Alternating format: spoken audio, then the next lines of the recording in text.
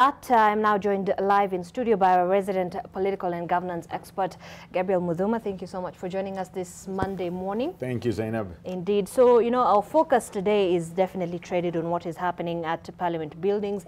We have the body of the late retired President Daniel Toroitich Moi. Lying in state for the third day and final day. I don't know if you've managed to get an opportunity to go and view his body. Zainab, thank you and good morning. No, I have not actually. The lines have been so long, as you've as you've seen. And yesterday, I mean, it was just a sea of humanity.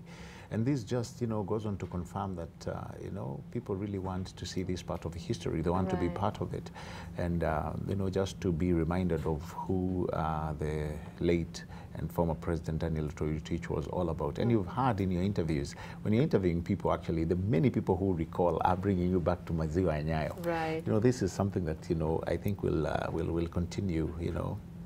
Taking people back to that Maziwa Nyayo. I remember we were called that last time I was here. I was telling you to go watoto wa Nyayo, and that just goes on to cement how really Moi took or was part of the fabric of education. He really wanted to see the prosperity in our education system. And by the way, when you look at the colleges, when you look at the primary schools, when you look at the many education facilities that were built, even to today, that stand today, you will actually find them, that they had a very clean grasp of the late President Moi. So there's so much, I believe, Zainab, that are going to be written in our history books. And as they are written, the testaments will be very clear that Moi indeed had, had a lot to do with where education is today. So, I mean, it's a lot of kudos. And the final journey home is going to be something. Interesting. But what many people are also quite interested to understand is,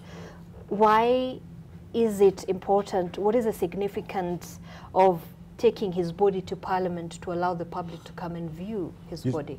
You see, Zainab, and I mean, that's a very great question. You see, when you invoke the military, the state funeral arrangement, remember Moi was the former Commander-in-Chief. Right. And so that necessitates constitutionally for his body to lie in state for 3 days.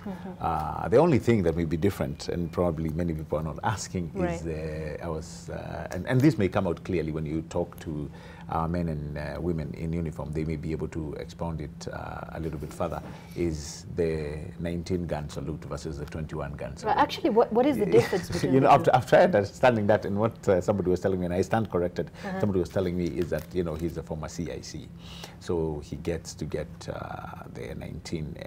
If you had a president who died while in office, then I think the 21-gun salute would suffice. So that's what I've been told. I still stand corrected.